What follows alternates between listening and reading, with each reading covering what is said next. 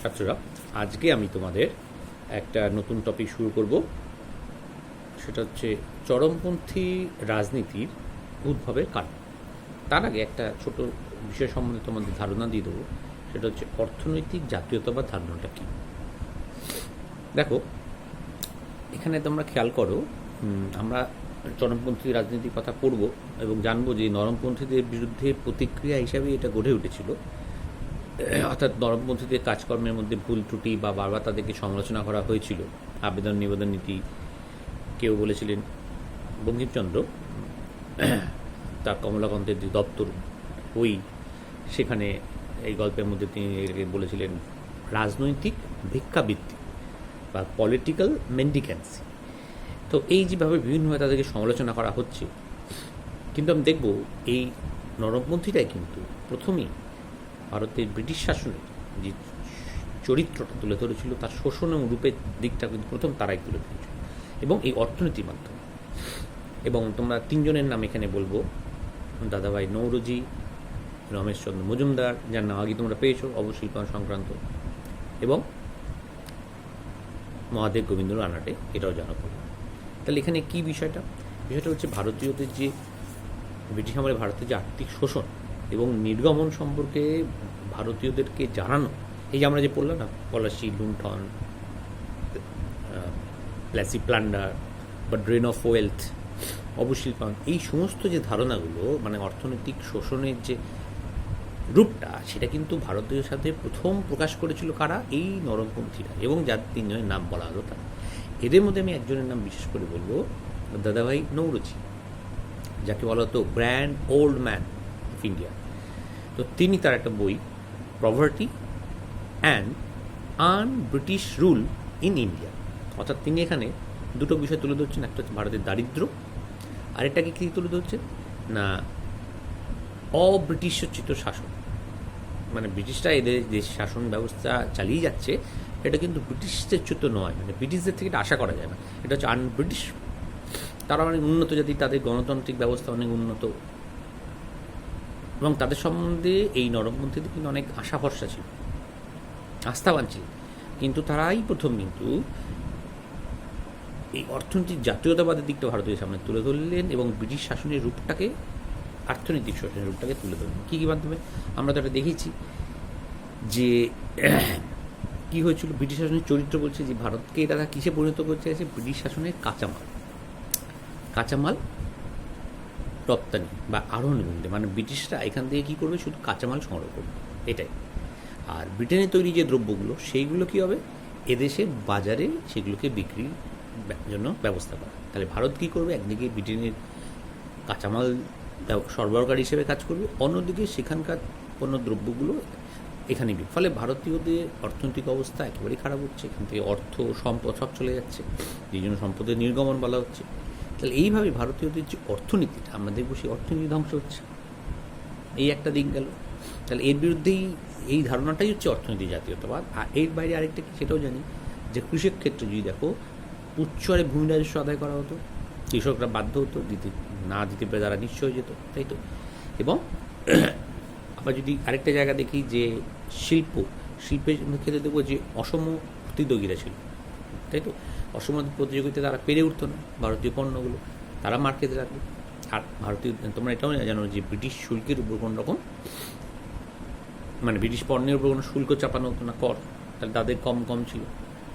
ফলে এইভাবে ভারতের শিল্পায়নটা ব্যাহত হচ্ছে, এবং তার ফলে কী হচ্ছে? তারা সব শিল্প ছেড়ে কৃষির দেশে যোগ দিচ্ছে।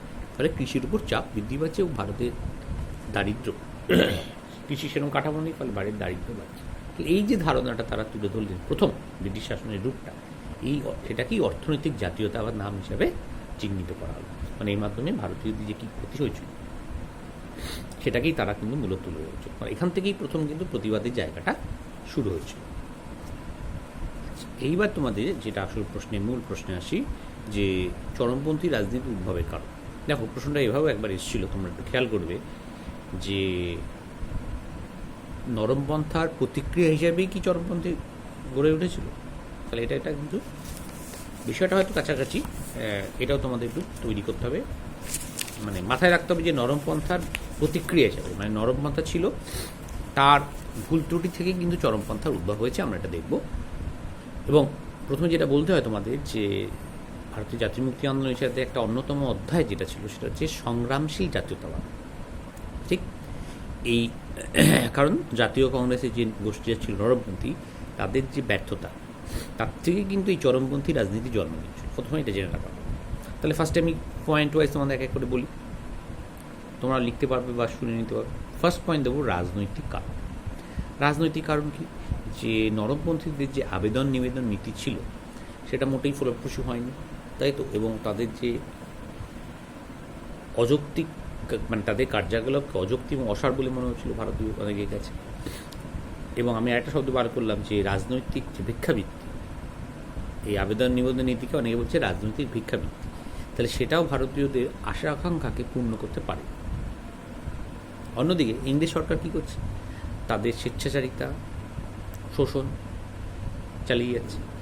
ফলে এরই প্রেক্ষাপটে এরকম পরিস্থিতি দাঁড়িয়ে ভারতে একটা সংগ্রামী জাতীয়তাবাদে বিকাশ করছে, মানে জাতীয়তাবাদী ধারণাটা যেটা, সেটা একটু ক্রমশ সংগ্রামী মুখ হয়ে গেছে। ঠিক, তাহলে রাজনৈতিক কারণ এটা বোঝা গেল। দ্বিতীয় কারণ কি বলবো, অর্থনৈতিক দিকটা। জাস্ট যেটা আমি এক্ষুনি বলে উঠলাম, অর্থাৎ ইংরেজ শাসনের যে সীমাহীন শোষণ, বৈষম্যমূলক করভার, এই জায়গাগুলো যে তোমরা দেখছো, দেশীয় শিল্পের ধ্বংস সাধন, দেশের বেকারিত্ব বৃদ্ধি, এই যে সামগ্রিক যে ব্যবস্থা, ফলে ভারতের অর্থনীতি চরম অনিশ্চয়তার দিকে ঠেলে দিচ্ছে ভারতে। এবং এই প্রথম কথাটা এটা কারা তুলেছিলেন, দাদাভাই নৌরোজি, রমেশচন্দ্র দত্ত এবং মহাদেব গোবিন্দ রানাডে। এরাই প্রথম ব্রিটিশ শাসনের যে নগ্ন রূপটা তুলে দিয়েছিল, অর্থনৈতিক জাতীয়তাবাদ যেটা বলা হচ্ছে। উচ্চ হারে ভূমি রাজস্ব আমরা দেখেছি, শ্রমিকদের স্বল্প বেতন তাদের, এবং ভারতে একটা ব্রিটিশ শাসনের একটা দীর্ঘ ইতিহাস জড়িত হচ্ছে দুর্ভিক্ষ, ফেমিন এবং মহামারী। ফলে সবই কিন্তু দায় দায়িত্ব হচ্ছে ইংরেজিতে। ফলে এইভাবে অর্থনৈতিক কারণও জাতীয় কংগ্রেসের মধ্যেই একটা বিকল্প ধারণা, বিকল্প মতের জন্ম দিচ্ছে, অর্থাৎ নরমপন্থীদের প্রতিক্রিয়া। কারণ নরমপন্থীরা কিন্তু সেই আবেদন নিবেদন নীতির মাধ্যমেই সব কিছুতে নিজেদের সীমা রাখছে। এরকম করে করে আমরা আরেকটা পয়েন্ট যেটা দেখব, সেটা তোমরা লিখে রাখবে, যে কংগ্রেসের আভ্যন্তরীণ বিদ্রোহ, সেই জায়গাটা কিরকম একটু দেখবো। ঐতিহাসে অনেকে বলছে যে কংগ্রেসের নেতৃত্ব অর্জনের জন্য, মানে কংগ্রেসের নেতৃত্ব ধরা, এই জন্য জাতীয় নেতাদের একটা গোষ্ঠীদ্বন্দ্ব ছিল, অর্থাৎ নরমপন্থী যার নেতা ছিল তাদের মধ্যে একটা মনোমালিন্য ছিল কীভাবে ক্ষমতা দখল। ফলে এটা কিন্তু অল্প মাত্রায় হয়েছিল। ফলে এই ঘটনাটাই সংগ্রামশীল জাতীয়তাবাদের জন্ম দিয়েছিল। এবং কংগ্রেস দলে এই সময় গোষ্ঠীদ্বন্দ্ব ছিল ঠিকই, কিন্তু শুধুমাত্র যে দ্বন্দ্বের কারণেই তারা ক্ষমতা তৎপর হয়েছিল সেটা কিন্তু নয়।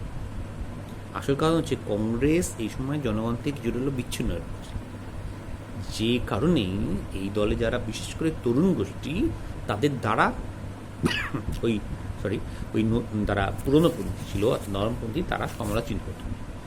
এবং ফলে এইভাবে একটা কংগ্রেসের যে দ্বন্দ্ব, মানে মূল যে নরমপন্থীদের মধ্যে একটা যে গোষ্ঠী দ্বন্দ্ব, সেটা কংগ্রেসকে কিছুটা দুর্বল জন্ম করছে। অন্যদিকে কংগ্রেসের অভ্যন্তরে একটা চরমপন্থী ধ্যান ধারণার জন্ম দিচ্ছে।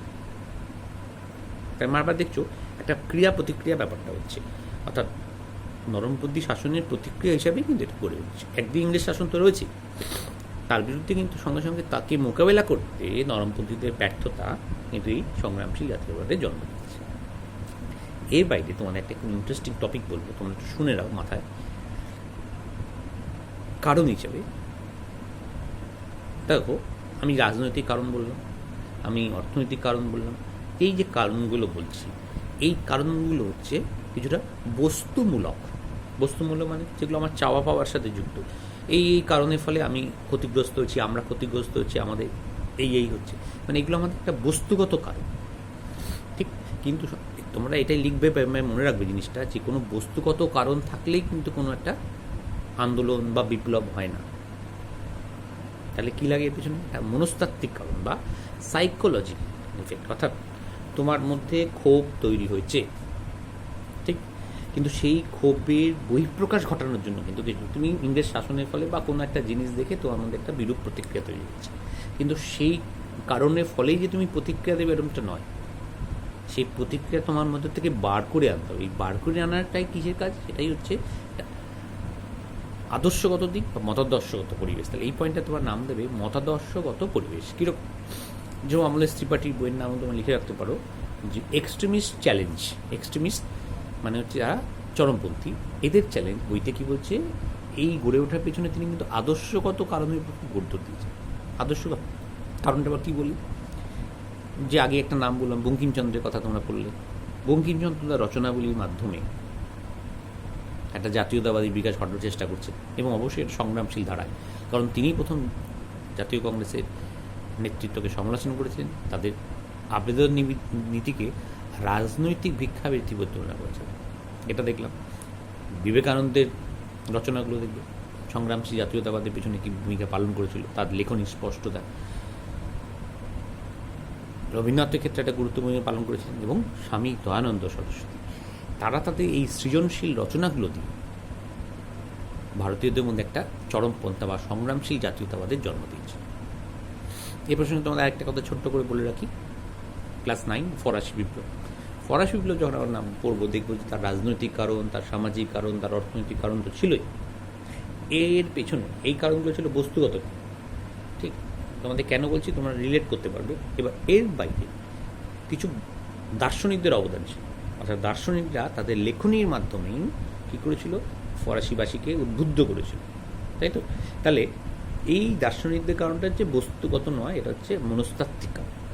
আর সামাজিক, রাজনৈতিক, অর্থনৈতিক কারণ হচ্ছে বস্তুগত কারণ। তাহলে তোমরা এখানে বুঝলে, এখানেও মতাদর্শ পরিবেশ হিসেবে কী আছে, ওখানে যেরকম ভল্টেয়ার, রুশো, মন্তেস্কুর নাম পাবে তোমরা, এখানেও কিন্তু আমরা দেখলাম আমাদের দেশীয় লেখকদের রচনা, তারাও কিন্তু চরমপন্থা বা একটা সংগ্রামশীল জাতীয়তাবাদ এভাবে সাহায্য করেছে। এর বাইরে আমরা দেখব সংবাদপত্র খুব গুরুত্বপূর্ণ। সংবাদপত্রগুলো লেখনীর মাধ্যমে জনমত তৈরি করছে। কার পক্ষে? এই চরমপন্থা মতবাদের পক্ষে। এ প্রসঙ্গে দু একটা সংবাদপত্রের নাম বলবে, সোমপ্রকাশ, অমৃতবাজার, এই পত্রিকাগুলোর নাম তোমরা বলে দিতে পারবে। হিন্দু পেট্রিয়ট, এই পত্রিকাগুলো ইংরেজ সরকারের যে